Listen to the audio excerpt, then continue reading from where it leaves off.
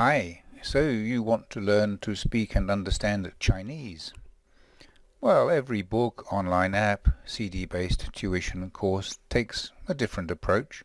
My Chinese language will work for you learning Chinese if you speak English and have some understanding of English grammar, although nothing very technical. This prerequisite is because, we believe, one major key to learning Chinese is to recognize the difference between the two grammars. But don't be put off by that. We will make sure you can distinguish, for example, the difference between nouns and verbs before discussing them. You might have forgotten what are prepositions and pronouns, but the context will make it clear. And this is why. Chinese grammar is much simpler than English grammar, but it is different. Take the sentence, I went shopping yesterday. 我昨天去买东西。我昨天去买东西。This last English sentence, I yesterday go by thing, is a transliteration of the Chinese. Different word order, different way of expressing tense, different placement of time word. Not many other Chinese learning programs recognize that to understand a Chinese sentence you have to learn its constituent parts and their placement within the sentence. Select any of the programs listed for you here, depends on your purchase, and then select any lesson in that program. These previous and next buttons can also be used for navigation. Don't forget also you can leave My Chinese Language anytime, and the app will remember for you which lesson you have just been looking at. Transliteration is a fundamental and central component of My Chinese Language.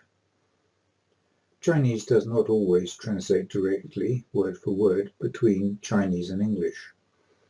English speakers learning French, for example, can more often, but not always, rely on direct transliteration as in I want a book, je veux un livre, and I am ready, je suis prêt. But English speakers learning Chinese have a much harder time. Sometimes there is a fairly straightforward translation as in I want to go. 我想去。 But often there isn't, as in I am ready. 我准备好了。 Sometimes there is just a difference in word order, and sometimes there is simply no reordering at all. Well, we said in an earlier lesson that we won't fall into the trap of making a big academic deal out of tones and consonants and vowels, but we aren't going to ignore the issue of tones either. When you hear people conversing in Chinese, you'd often hardly notice the tones are there at all, but they can and do help to make yourself clear, as the following joke sentence illustrates. Mama, hemp, horse, scold question. 马马马马马马马马马马。 This nonsense sentence has 5 components. There are 3 nouns, a verb, and a question marker. The point being, firstly, that the pinyin of all 5 components is ma, ma, and secondly, the pronunciation in Chinese of each of these components is different. There are 5 tones, 4 with some sort of pitch or cadence, and 1 neutral. The neutral tone is just a short clipped sound with no rising or falling. So we have first tone, ma, second tone, ma, third tone, ma, fourth tone, ma, and the neutral tone, ma. So, how you say the word will determine which of the words you are using. Some people will teach you that the third tone is falling and rising, ma, and others as just low and flat, ma, ma. The latter is probably more realistic in common speech. In this lesson, we introduce the variety of ways of negating verbs in Chinese.